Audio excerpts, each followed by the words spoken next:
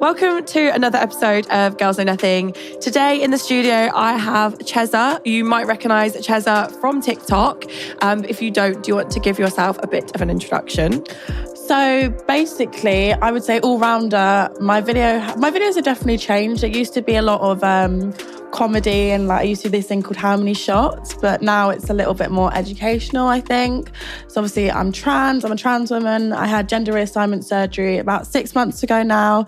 So a big handful of my videos are about my gender reassignment surgery, and also a little bit of comedy as well, a little bit of joking in there too, making light of situations like that.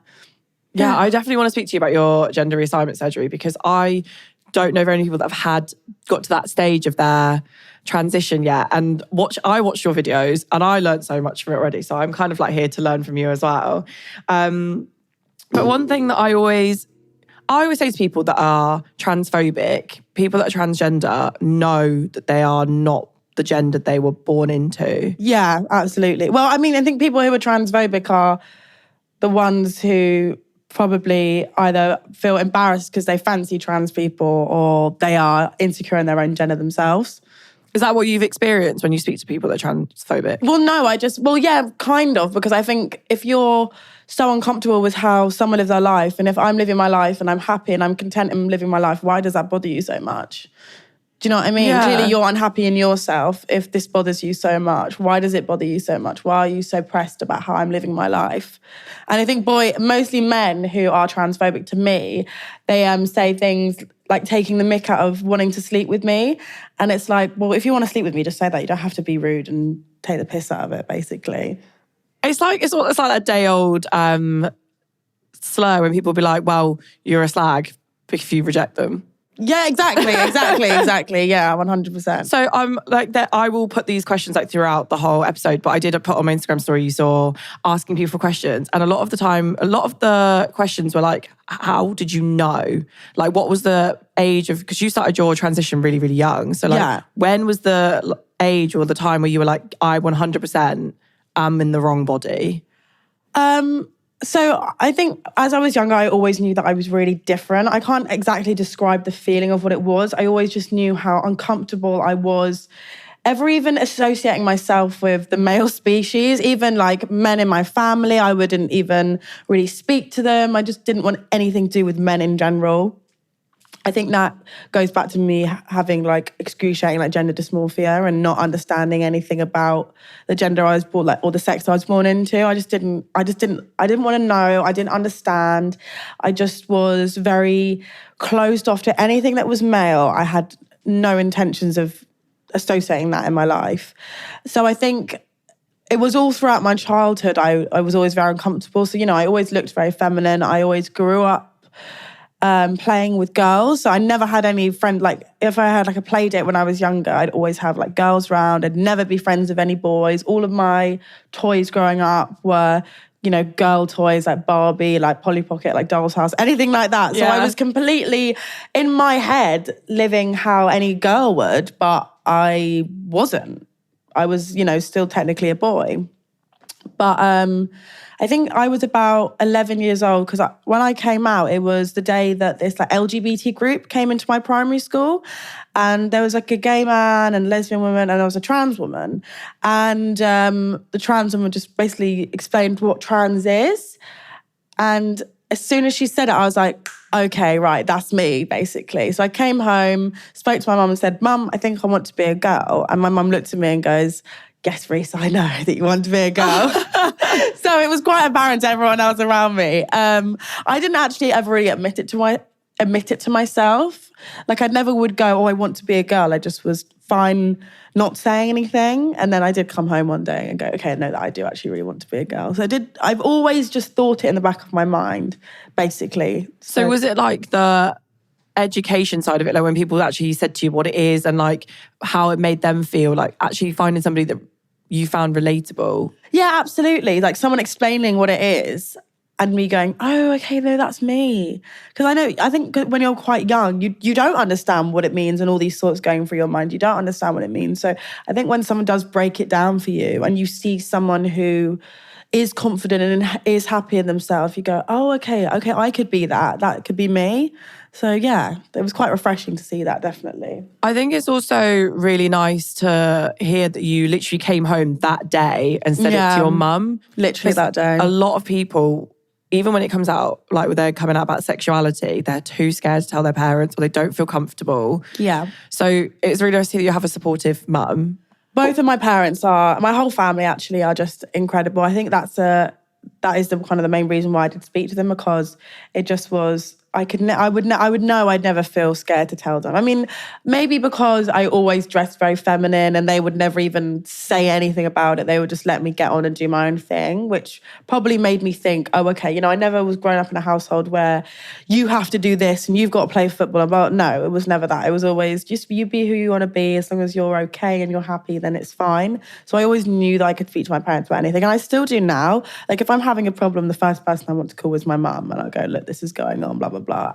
So yeah, it is very important, definitely. How did people at school, like your peers and friends, take it? So I went to a really big primary school in Brighton, and so like a majority of that school went to my secondary school. Okay. It was quite weird. Like a lot of it was like, I think half of my year or like a third of my year ended up going to my secondary school. So I knew so many people. So because I came out officially in year 7, so it was like second term of year 7, everyone kind of rallied around me a little bit, or I felt support a lot from like the girls, especially because I knew a lot of them, and our parents all knew each other. So I was okay. I was definitely scared. And there were people who were fucking horrible. Can we swear? Sorry. No, you can swear. There were people who were fucking horrible and like really vile, and just, they would write stuff on my Facebook and like shout at me in the street and say all sorts of things to me.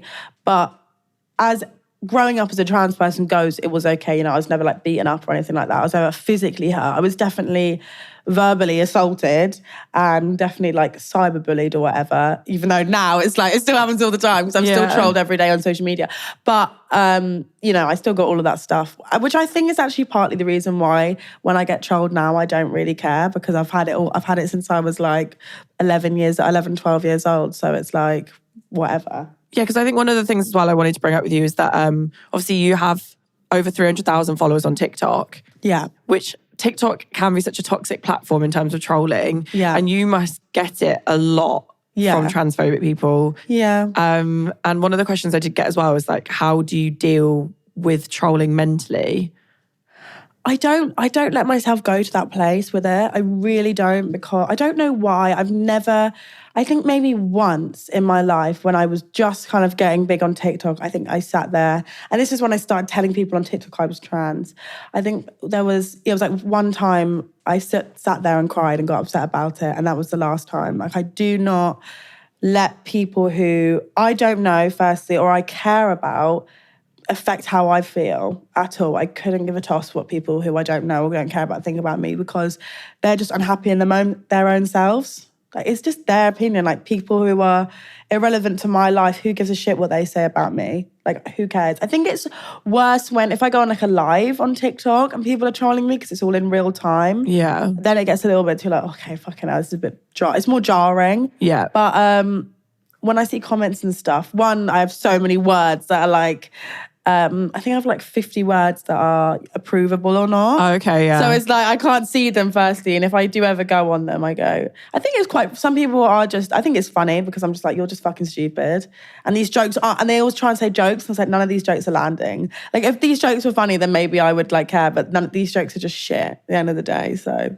Is it always from the same like types of people that you get the same trolling from? Yeah, I think so. It's all kind of fake accounts, and it's normally like it's normally like teenage boys mostly. Sometimes I see like a mother though. Like, I'll click on their profile and it'll be like a mother and it'll be like a page with kids and stuff, and I'll be like, wow, that's what concerns me actually, when people who are parents are commenting that, because like my mum and like everyone I know around me's mum would never even dream about doing something like that. We would never, like, they would never like send hate to a person for being themselves. So it just makes me a little bit concerned. Like, wow, if you're doing that to a random stranger on the internet, like, what are you doing to your kids? Like, what are you saying to them if you're if you're actually like taking the time out of your day to write something transphobic on someone's page, then like what are you like? You've got a family and you've got kids. You're that unhappy in yourself that you need to write that.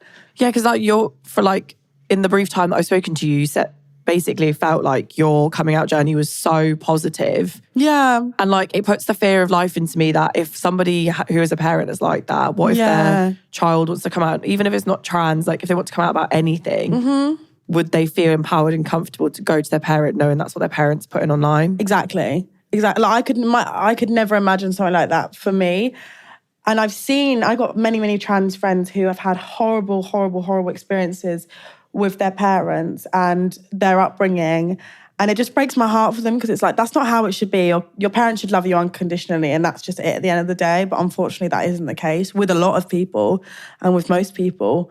So yeah, it does make me feel worried for them. And it makes you feel worried that we're in a world that's meant to be ever changing and ever growing. But apparently we have a long fucking way to go, clearly, still. I think one of the questions I got as well is that one of my followers has a trans sibling and she is too scared to go on public transport or out in public because of either physical or verbal abuse in public in real life. Yeah. Have you ever had that experience yourself? Not physical. I mean, I think I could have definitely had maybe physical abuse. I don't know. I haven't. So I can't say for sure. But I've definitely had like, even out clubbing, not at like a gay club or anything like that, but like a normal club.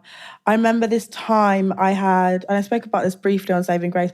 I said I was out in a club and this guy came up to me and was like, oh, I recognise you. You're trans, aren't you? And every time a lot of time, I do have that a lot of the times, by the way, when men come up to me and go, yeah, you're Reese, you're Cheza, you're that tranny. And I'm like, always taken aback a little bit because one, it's like, right, okay, it's also like none of your fucking business as well. Like, I might speak about it online, but it's also like, why are you bringing this up with me? Like, I don't know.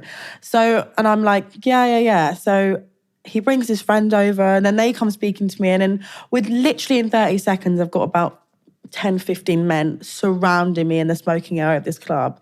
And I'm just like, and they're asking me questions, they're giving me dirty looks, and some of them are being silent. And it's just, the vibes were completely off. And I was like, this is scary. I need to get the fuck out of here, basically. So I was with my friend. I was like, we need to go. And we left. But it was like those situations where I am one and there's like 10 of them. I'm really vulnerable. I need to get out of here. So I always pick up on, which I think most people do. If there's something really weird going on, you kind of have an inkling about what's about to happen, so you leave, which I did. So yeah, people can be really weird in real life. It's never really women.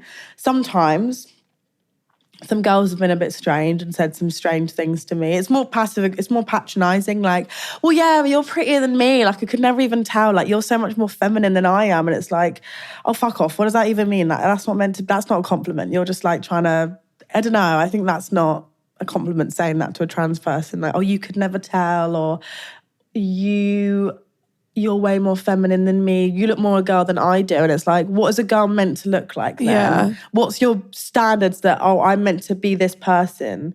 And also it's offensive to other trans people as well. It's like saying, oh, right, so I look like this, but what is a trans person meant to look like? You're okay because you're passing. Yeah, absolutely. Yeah. It's like, that's actually really not okay to say to someone. It's really not okay. So what advice would you give to somebody, like, if they feel in a vulnerable situation when they're out in public, or they feel like, how would they deal with that kind of situation? I mean, my best advice is to try and get out of that situation, which is such an awful thing that I have to say. Yeah. Or try and tell someone who is an authority member, like go and, if someone's working at the train, like if you're at a train station, for example, and something's happening, go and tell a member of staff or go and tell someone, because that is the best thing you can do. But it's sad because it really shouldn't be like that. I shouldn't have to go and say to someone, oh, this is happening, like blah, blah, blah, scared of their safety hood because they just want to go out in public. Like, it's so not okay. But go and tell someone who's like an authority member, or go and tell a member of staff or something and try and get help and say, this is what's going on. And someone should be able to help you and put you in a safe space, which is what I've done. And like, if someone's been inappropriate to me and, you know, I was young, and when I was young, quite vulnerable, I'd go and tell someone who's like a member of staff wherever I am, and then they'd, you know, help you and look after you. Yeah, no, it's weird that you have to put the like onus on the victim to like make themselves feel safe rather than just to tell other people to leave people alone. Yeah, exactly. I was like browsing through your TikTok quite late last night. And one thing that I found really like amazing that did make me really happy is that you were able to start your journey like really young because you felt comfortable coming out. You could go on hormone blockers and start taking hormones really young. But did you ever find that there was a time when you were speaking to like medical professionals and they were like, no, you need to wait, or they just didn't believe you or made it difficult for you more than it should be? Do you know, actually, no. I mean, yeah, of course, at some times when people were saying certain things to me like, oh, is this really what you want? And I would always just go, I think my parents prepared me for that in a way. So I thought I always had to like prove myself and go, yeah, I mean, the amount of paperwork and people I had to speak to before going on any sort of medication. I think I first went to the GP when I was 10, and then I started on hormone blockers, which stopped male puberty at 13. So that's 3 years in the waiting list. You can't even do it now, though. Yeah. You can't, it's illegal. There was a court case with this person who went to the Tavistock Centre, which is where I went, who really, really, really looked after me. But now, since this court case, it's basically become illegal to go on hormone blockers.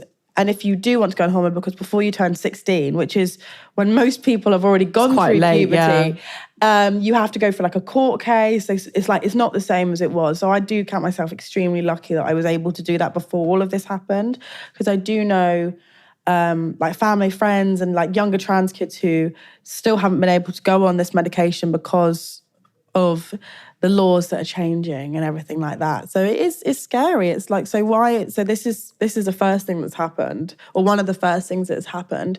What's going to be next? Is it going to be like, oh, it's going to be illegal for trans people to go in their certain gender bathroom, like the gender bathroom they want to go in? Like what's going to be the case with this? So it is scary. So I did have to put up with a little bit of that.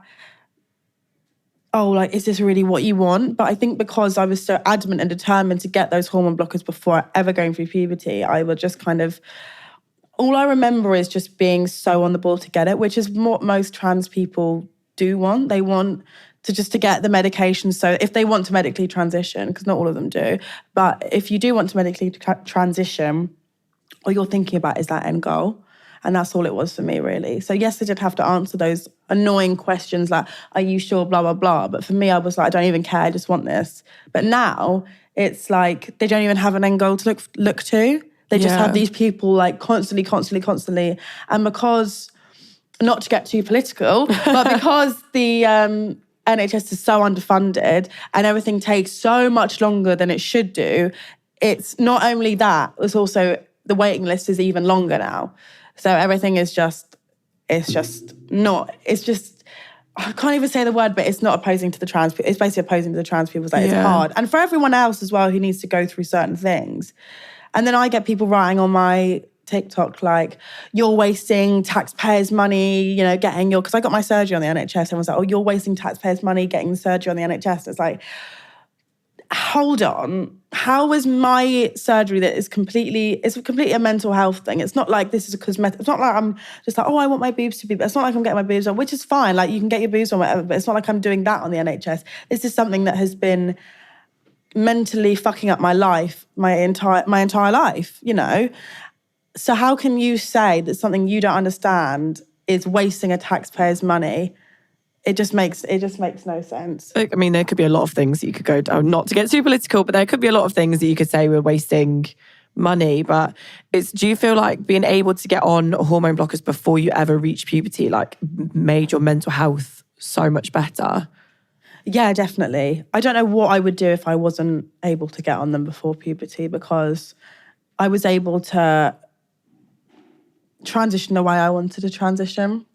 And I just would have found it very difficult not being able to do that. Yeah, because everyone I've ever spoken to that is trans and transitioning, they're a lot older. Yeah. Like 21 and had fully transitioned. Mm-hmm. And then when I went on TikTok, you were saying that you'd been on hormones for 6 years. That's such a long process. So when people are like, oh, people just wake up one day and decide they're a different gender. No. For you to have gone through a minimum of 10 years in your transition. Yeah, no, yeah, it is now actually, yeah. Isn't it? Did you ever what was the hardest part of that 10 years apart from getting accepted to have the medication you needed? I think the hardest thing to ever, I think there's two actually. So medically it was a couple. But medically I remember when my first year of hormones was probably the most mentally straining on myself. I was so depressed. Like I just started the hormones and I don't think I realised how much they would take a toll on my mental health. Like I was so depressed for that first year. Like wouldn't get out of bed. I was at college. I would never go to college. I just sat, slept, did nothing with myself, just had no motivation at all. Like I was known for like doing makeup and like really good at makeup back in the day.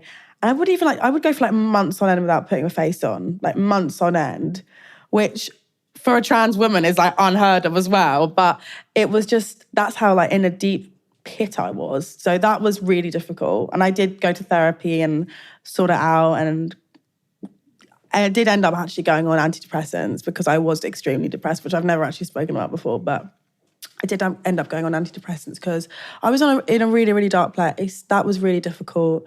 But I brought myself out of it and I'm absolutely fine now. And I'm actually grateful for that time because I think that was like rock bottom and I'm never going back to that place. So that was really tough. And I think, what else was I going to say? I think obviously recovering from surgery was hard, but that was also like a really great thing as well because I knew it was going to be fine. So that was pretty tough, but then I got out of that, which was okay. But yeah, it's definitely first year of starting hormones was really, really intense for me and a really challenging time.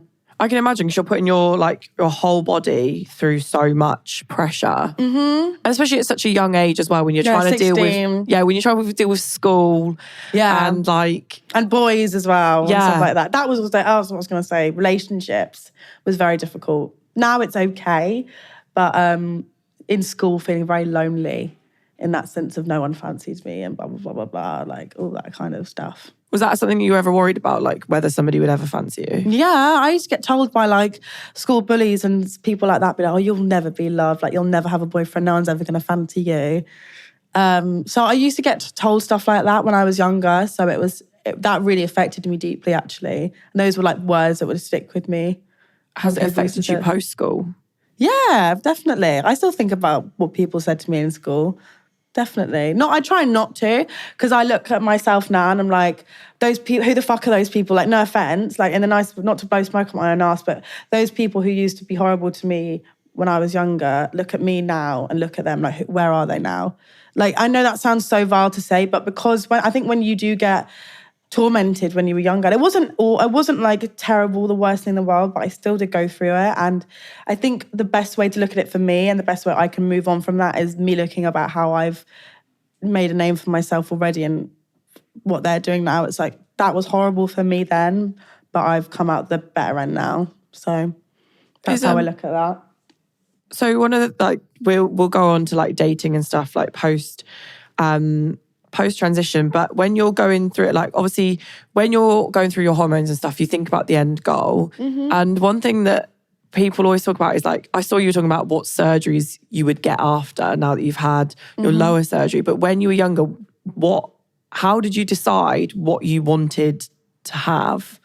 Because there's a lot of options out there, isn't there? It blows my mind how much stuff is available. Oh my God, so much, yeah. I didn't really know.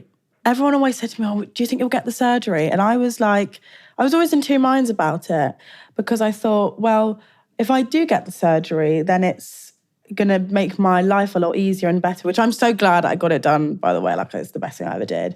But I was also in this mind of, I don't want to have to prove to anyone else that me getting the surgery makes me, me not getting the surgery, it makes me any less of a woman. It doesn't matter what's between my legs, I'll always be a woman. And people might disagree with that, but that's how I feel in my mind. And that's how I still feel.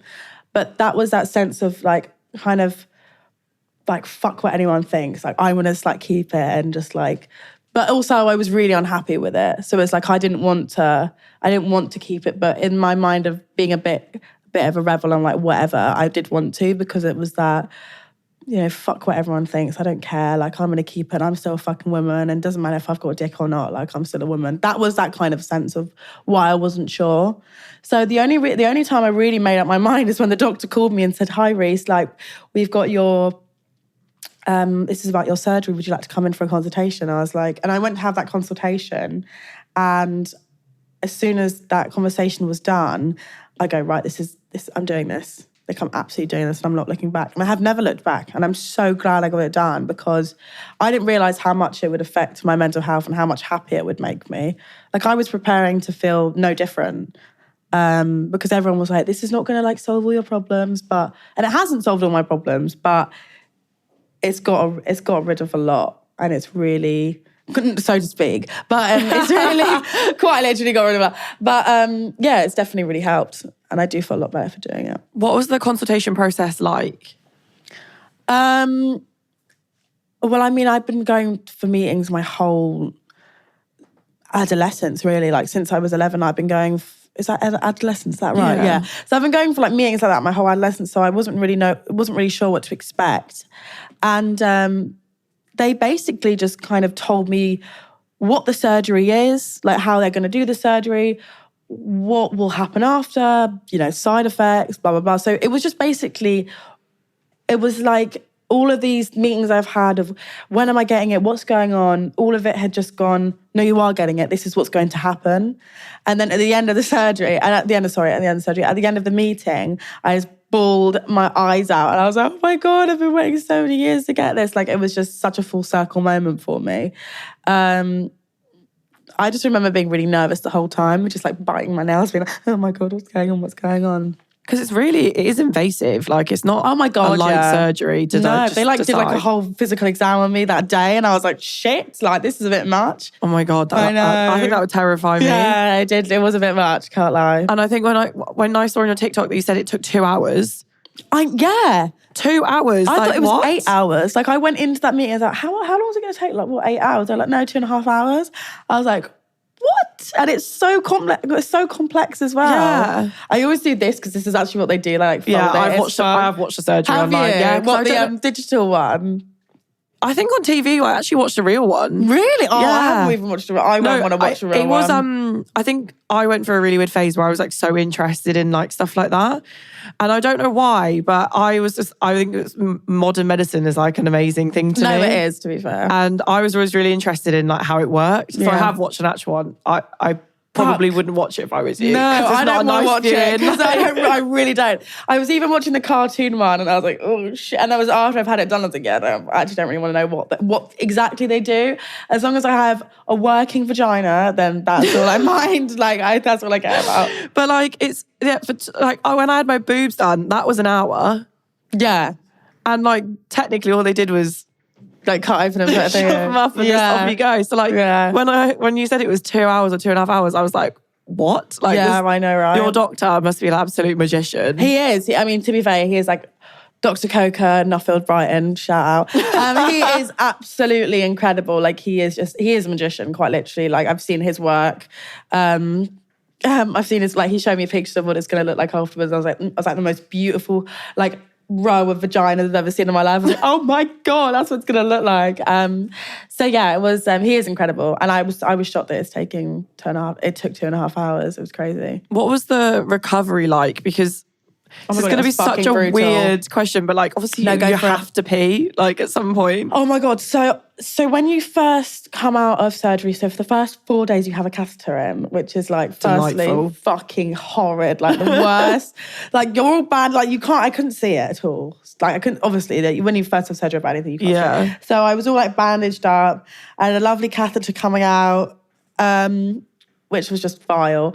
And it was a lot. So peeing, so when I first took it out, peeing was weird. So when you have a dick, you pee out the end, and that's where you pee out the end and it's the same hole for everything. So when they reconstruct you, the tip becomes the clit. Okay. So when I was about to go for a pee, I thought my pee was going to come up my clit, but it didn't. It came out some other hole. And I was like, this is so weird. And it felt like I was peeing out my bum, but I wasn't, obviously. But because it was so much further down, it felt like, it was just like weird. I was like, where is this other hole? And it was quite difficult to pee actually at first. Like, it was like, I had to really relax. I was like, how do I do this? Like my body just didn't know what to do. And I was like pushing. And I was like, I was pushing out of my clit. I was like, this is not, so it was the weirdest thing. Because obviously I've done a video about this. So imagine that's where it feels like you need to pee out of, but that's where it is you're peeing out of. So it's just the weirdest thing in the world. I got used to it after about 4 weeks. I was like, okay, I'm into this now. But, yeah, because I was going to ask you, does it still feel like that? No, it doesn't. Like, it's complete normal now. But yeah, it was so fucking weird at first. Like, that was one of the weirdest things, actually, peeing. Was just like, this is so strange. And there were times where I remember I got home, I was like a week so I was in hospital for 6 or 7 days. And then I got released then. What is it called? I think it is released. Released or remission? Discharged. That's it. I got like coming out of prison, like literally released. I got released. No, I got released. I got discharged, and it was like a kind of couple days later, and I couldn't pee. I was like, oh my God, I can't pee, and I really needed the toilet, and I didn't know what to do. I was like calling them, like, I don't know what to do. And they're like, okay, well, if you need to go to A&E, you're going to have to take our number and contact. I was like, oh, fuck, like, what am I going to do? So I did end up peeing, but because I was so stressed, I forgot how to pee. So it was just all really weird. That was very stressful. The first week or two at home were fucking rough. Like really rough. Like I was bleeding all the time. Not to be too TMI, but I was bleeding all the time. It was like really painful. They did give me medication to take home, thank God. I couldn't go to the toilet. Like it was just, because obviously they give you codeine and codeine bungs you up. Okay. So yeah, it wasn't pleasant. The first 2 weeks were shit, can't lie. And you can feel it all. It's just like, oh my God. It's really weird because like with a lot of surgeries, I have regretted a lot of things after 2 weeks. I was like, this is a very silly decision. Why did I decide to do this? Well, no, literally the day I woke up from surgery, I called my mum crying. Like, what have I? Because I'm in so much pain. I was like, what have I done? What have I done? My mum was like, it's going to be fine. It's going to be fine. And I couldn't see anyone either. Like, I wasn't allowed any visitors. I was just on my own for 6 days. No, that's horrible. Yeah, it was pretty shit. And then, but on TikTok, you said it was a year to be like fully recovered. Yeah, it was. That's the kind of. That's when they say, that's when they say it can take like a year. It can take like a year basically to recover. But I think I was like back and out and about in like a month and a half, which is not advised, but I was like ready to go.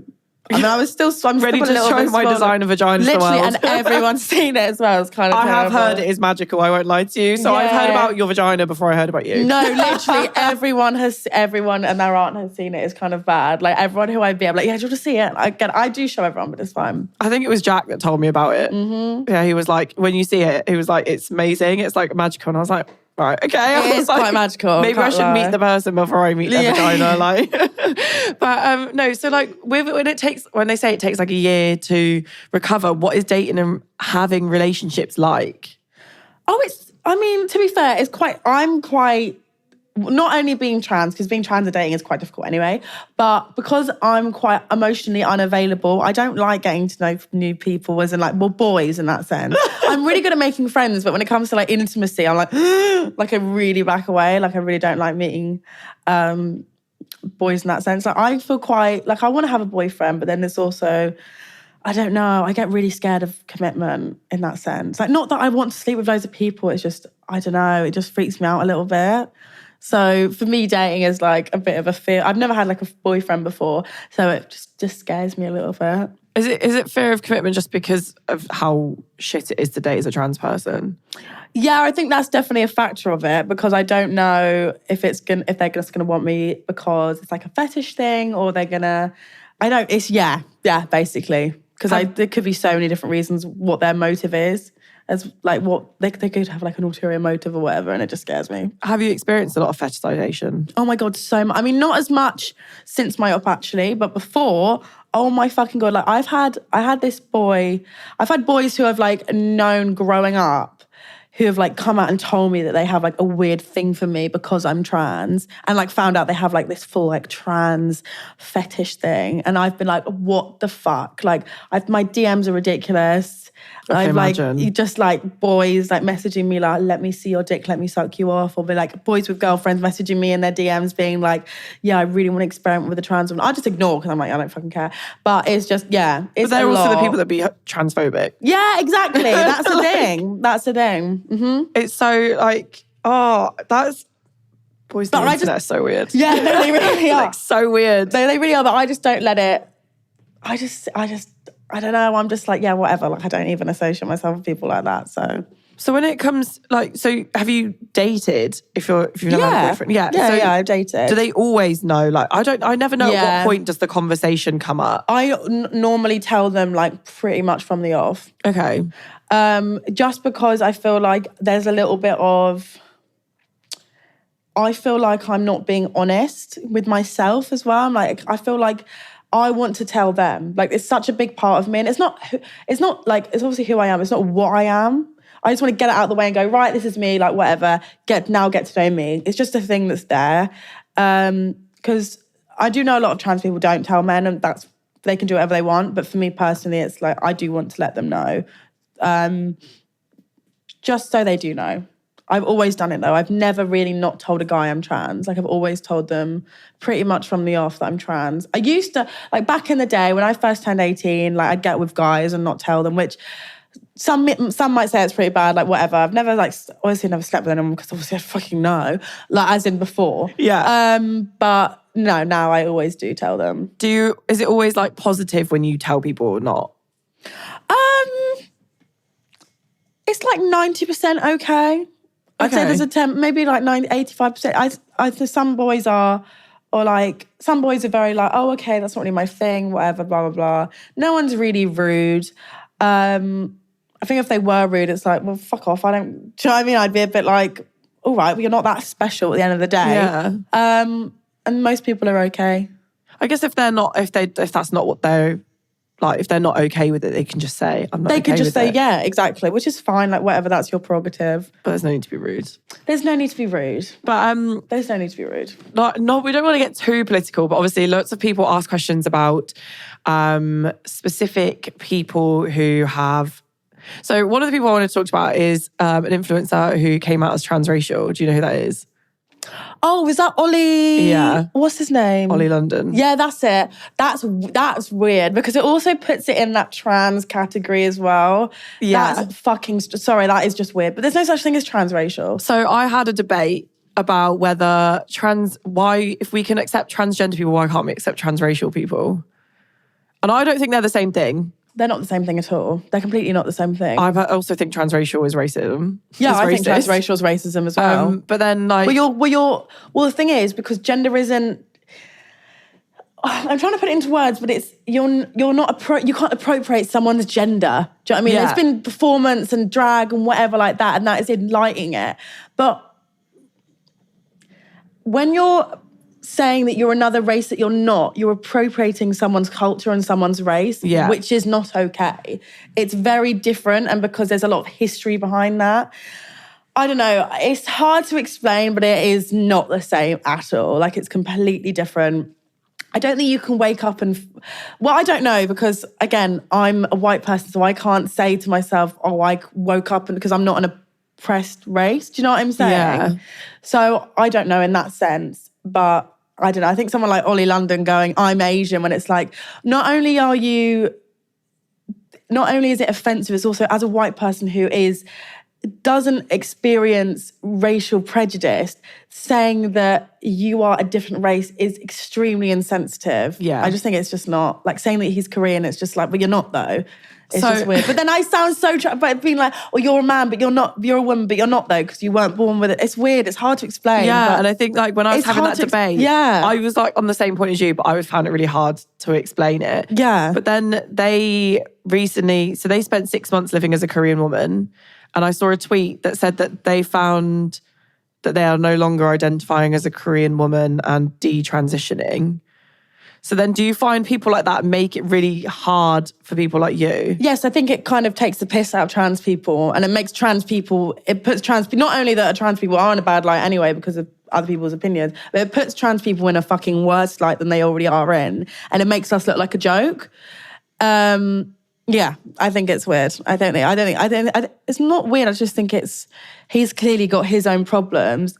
Don't use trans in that sense, because trans people are already oppressed enough without having people like that trying to destroy the narrative. And so a lot of the questions as well about particular authors writing transphobic tweets on Twitter. Yeah. And things like that. And there's one TV presenter who tried to refer to himself as a penguin when speaking with trans people. Yeah. Do you find that that's increased the amount of hatred that's put towards the trans community? Yeah, especially when said author has written very successful and incredible books that are, unfortunately, people can't disconnect with the success of what people can do within their views. So, for example, obviously J.K. Rowling did say those things, but the actors of Daniel Radcliffe and Rupert Grint and Emma Roberts have all stood up and say, look, these films are amazing, the books are incredible, and they've given us our careers. We do not stand with what she has said. And for example, saying the penguin thing, it's like, well, no, because it's not that. It's really insensitive, because it's really hard to live as a trans person, and the mental health side of it is very difficult, and there's a lot of inner scrutiny and there's a lot of inner hatred that you experience as a trans person without people having their opinions on you. It's really insensitive to say. And hopefully in a few years' time, we'll look back and go, actually, that was so fucking wrong. But it's not okay to say, oh, identify as a penguin, because that's not actually the case. Especially when that person is saying it in a negative way. It's not like it's not like, obviously all trans people, we joke with each other because we are allowed to, because we've been through those things. Yeah. But when it's someone who has no idea what that feels like or what it feels like to be trans, it's just insensitive and nasty, really. And clearly they're insecure in themselves as well by saying stuff like that. Yeah, it's like I make Asian-related jokes to my mum. But if somebody came up to me and made an Asian-related joke, I'd be like, I don't think that's going to work. No, exactly. It does not go down well. And it shouldn't, because it's not, you can make jokes because you've been through that thing. You've been through it. It's just weird. Straight white men making jokes about other people's expenses. It's not news, is it, though? No, it's not, unfortunately. No. And, a lot of them have microphones that we just can't seem to take away from them. That is a real issue, yeah, isn't it? But did you find that when these comments and tweets started to come out, you were getting more hate? I think the hate's always been around. I think it makes it bigger. I think people got you. Do you know what scares me actually about it is when, for example, on TikTok, when you see someone speaking like that, and then you see it has 1.1 million fucking likes, and people in the comments going, yeah, I totally agree. You know that it's still very apparent and it's still there. That's what scares me. It's not necessarily the hate that I get, it's more the hate that everyone has against trans people as a whole. That scares me, because I don't really have fear of... I'm not scared of people being horrible to me. I'm more scared of people who are more vulnerable and more in fear of their life for being trans and how big that hate is. I'll be honest, I've felt in danger, but never in danger that some trans people can fear, especially trans people of colour, in America and what have you. It's so fucking scary. And what is it? I saw something where a black trans woman's life expectancy is 35 or something like that. Oh, wow. Mm-hmm. And that's what scares me, how big it is, but more for vulnerable trans people. Less of myself, but for more others. That's what really, really scares me, of how big the hate is and how much it can affect those who are more vulnerable. Because 35 is I think it's 35, something young. Like that. That might be, I think it's 35, 36. That's horrible. That's awful. But do you know what? It's actually really nice, I think, to have you on here and to say that there are positives for trans people and there are people out there that support them and there are people that were willing to listen. Yeah. I think it's nice to hear something positive about for the trans community rather than all the negative stuff that we're constantly seeing. No, yeah, absolutely. And I'm kind of fed up of having to battle off negative comments even though I'm not a trans person. But that's amazing though that you can help as much as everyone can help. That is good because it means that you're on our side, which is obviously so important. I mean, how you live your life has got nothing to do with me. Absolutely. I'm not one of those people that's going to start telling you how to live your life. As long as you're happy Thank you. and you're not a bad person, then I think more power to you. And I think that, it takes a lot of courage as an 11-year-old to stand there and say, I'm not happy. Yeah.